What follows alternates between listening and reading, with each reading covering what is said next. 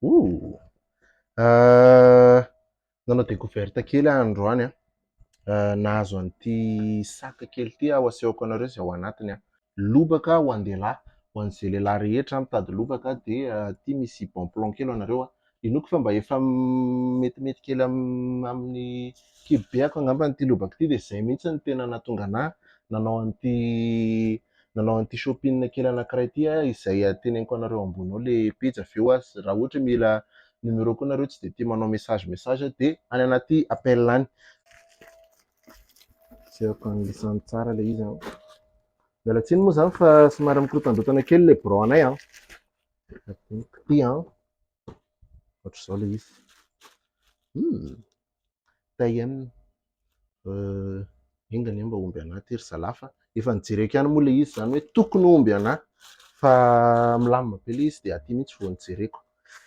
Dia tonga dia vahako ty a, dia avadika kely avetsy no mijery anahy dia editentsika kely angamba ilay fanandramana azy. Here we go. Fahapetraka kely ty micro ty satria hanala akanjo dia hisolo an'ilay izy dia tapahako kely eo ilay izy fa manjary hitanareo ny kibo-beako.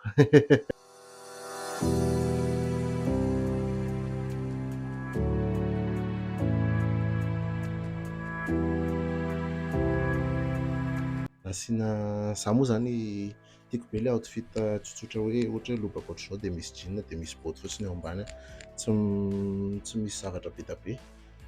Hitako hoe mety be aminahy ty a, dia ohatr'izao ilay izy.